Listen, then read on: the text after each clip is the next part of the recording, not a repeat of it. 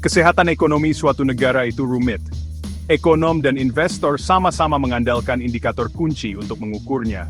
Dua metrik yang paling diawasi adalah PDB kuartal ke kuartal final dan klaim pengangguran. Produk domestik bruto atau PDB mewakili nilai total semua barang dan jasa yang diproduksi di dalam batas suatu negara selama periode tertentu. Kuartal ke kuartal menandakan bahwa kita melihat perubahan dari satu kuartal ke kuartal berikutnya, artinya perbedaan PDB antara kuartal saat ini dan kuartal sebelumnya. Angka ini membantu kita memahami laju pertumbuhan ekonomi. Klaim pengangguran, di sisi lain, menawarkan gambaran tentang kesehatan pasar tenaga kerja. Indikator ini melacak jumlah individu yang mengajukan tunjangan pengangguran untuk pertama kalinya. Penurunan klaim pengangguran biasanya menunjukkan pasar tenaga kerja yang kuat, di mana bisnis mempekerjakan dan lebih sedikit orang yang kehilangan pekerjaan. Sebaliknya, kenaikan klaim dapat menandakan kelemahan ekonomi dan potensi kehilangan pekerjaan. Bersama-sama, kedua indikator ini melukiskan gambaran luas tentang kinerja ekonomi. Pertumbuhan PDB yang kuat, ditambah dengan klaim pengangguran yang rendah, umumnya menunjukkan ekonomi yang sehat dan berkembang. Sebaliknya, pertumbuhan PDB yang lemah, dikombinasikan dengan meningkatnya klaim pengangguran, dapat menimbulkan kekhawatiran tentang perlambatan ekonomi atau bahkan resesi. Investor memantau indikator-indikator ini dengan cermat, karena memberikan wawasan penting untuk membuat keputusan investasi yang terinformasi di berbagai kelas aset. Data ekonomi tidak selalu tetap. Angka PDB awal, yang dirilis beberapa minggu setelah kuartal berakhir, seringkali didasarkan pada data yang tidak lengkap. Karena lebih banyak informasi tersedia, angka-angka ini mengalami revisi. Revisi ini, meskipun tampak teknis, dapat secara signifikan memengaruhi sentimen pasar. Revisi PDB ke atas misalnya, dapat meningkatkan kepercayaan investor. Mereka menandakan ekonomi yang lebih kuat dari perkiraan, yang berpotensi menyebabkan peningkatan investasi dan belanja. Di sisi lain, revisi ke bawah dapat memiliki efek sebaliknya. Mereka dapat memicu ketidakpastian dan ketakutan, menyebabkan investor menarik diri dari aset yang lebih berisiko. Dampak revisi PDB sangat terasa ketika mereka menyimpang secara signifikan dari ekspektasi pasar. Revisi ke atas yang mengejutkan dapat menyebabkan lonjakan harga saham, penguatan mata uang domestik, dan penurunan aset safe haven seperti emas.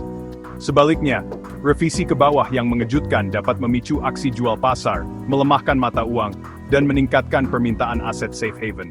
Sensitivitas pasar terhadap revisi PDB menggarisbawahi pentingnya data ekonomi yang akurat dan tepat waktu. Investor mengandalkan data ini untuk membuat keputusan yang terinformasi, dan revisi yang tidak terduga dapat mengganggu keseimbangan pasar dan menyebabkan perubahan harga yang signifikan. Pasar valuta asing, atau forex, adalah pasar keuangan terbesar dan paling liquid secara global. Disinilah mata uang diperdagangkan satu sama lain.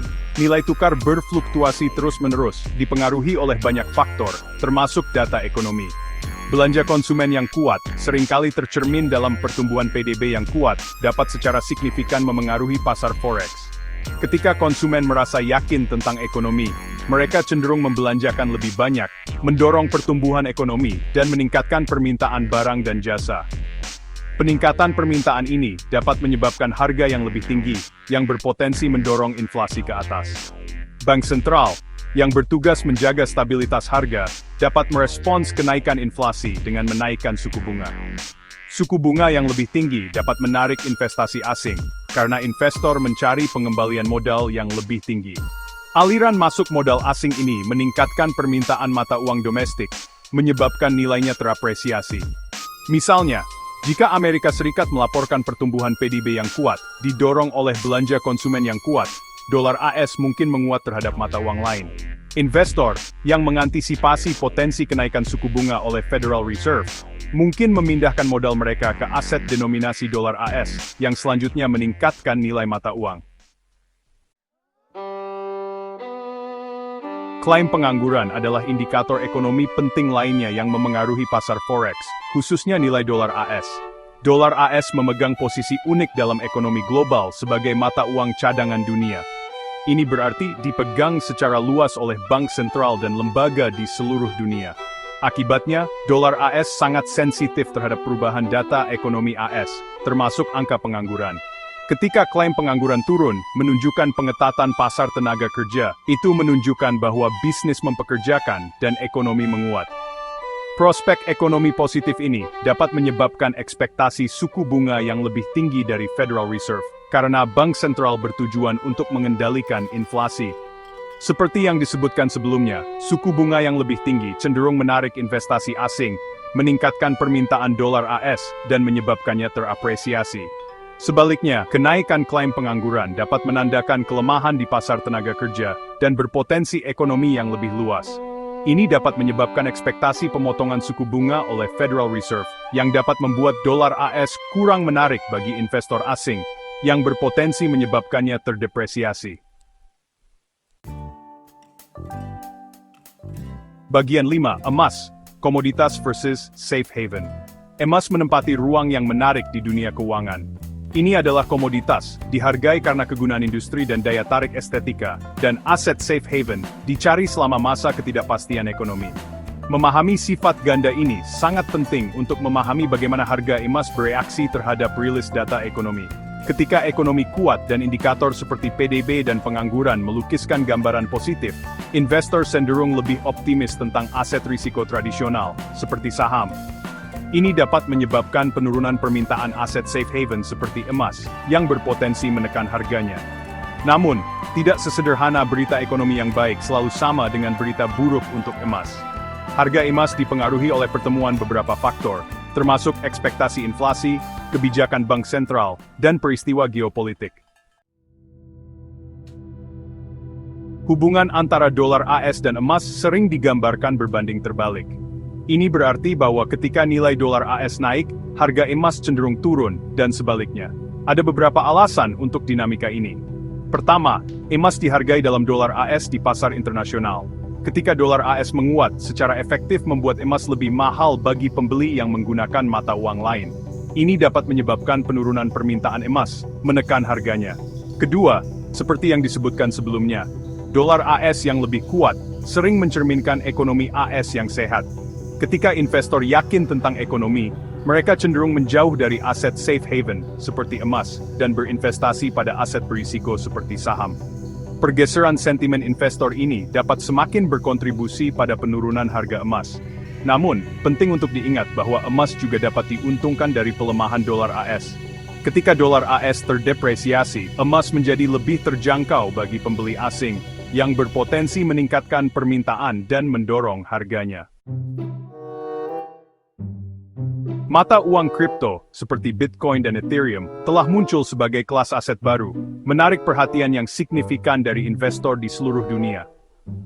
Sifat desentralisasi mereka, dan potensi untuk beroperasi di luar sistem keuangan tradisional, telah menyebabkan beberapa orang memandang mereka sebagai lindung nilai terhadap ketidakpastian ekonomi. Ketika pasar tradisional mengalami volatilitas, beberapa investor beralih ke mata uang kripto sebagai potensi safe haven, percaya bahwa nilainya tidak terkait langsung dengan kinerja ekonomi tertentu. Misalnya, selama masa ketegangan geopolitik, perang dagang, atau perlambatan ekonomi, investor mungkin berbondong-bondong ke mata uang kripto, menganggapnya sebagai safe haven dari gejolak pasar tradisional. Peningkatan permintaan ini dapat mendorong harga mata uang kripto, setidaknya dalam jangka pendek. Namun, penting untuk dicatat bahwa pasar mata uang kripto masih relatif muda dan sangat fluktuatif. Kelangsungan hidup jangka panjangnya sebagai aset safe haven masih harus dilihat. Pasar mata uang kripto, yang dikenal karena volatilitasnya yang ekstrem, dapat bereaksi tajam terhadap rilis data ekonomi, terutama yang berasal dari Amerika Serikat. Data ekonomi AS yang positif, seperti pertumbuhan PDB yang kuat, atau penurunan klaim pengangguran, terkadang dapat menyebabkan penurunan harga mata uang kripto jangka pendek. Ini mungkin tampak berlawanan dengan intuisi, tetapi dapat dikaitkan dengan beberapa faktor. Pertama, seperti yang dibahas sebelumnya, data ekonomi AS yang kuat seringkali mengarah pada penguatan dolar AS. Ketika dolar AS terapresiasi, itu dapat membuat aset denominasi dolar, termasuk mata uang kripto, lebih mahal bagi pembeli yang menggunakan mata uang lain. Ini berpotensi mengurangi permintaan dan menekan harga. Kedua, data ekonomi yang positif dapat meningkatkan selera risiko investor, mengarahkan mereka untuk mengalihkan fokus kembali ke aset risiko tradisional seperti saham. Pergeseran dari aset safe haven yang dianggap beberapa mata uang kripto dapat semakin berkontribusi pada penurunan harga mata uang kripto.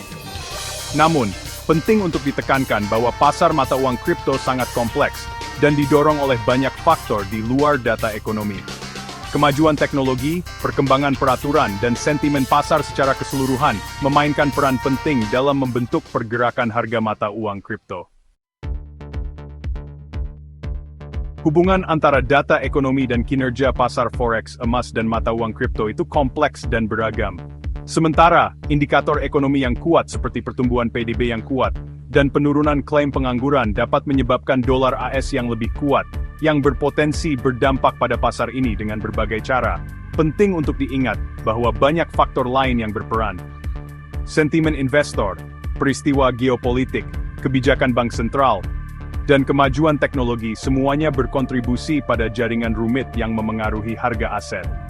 Memahami interaksi faktor-faktor ini sangat penting untuk menavigasi lanskap pasar keuangan global yang selalu berubah.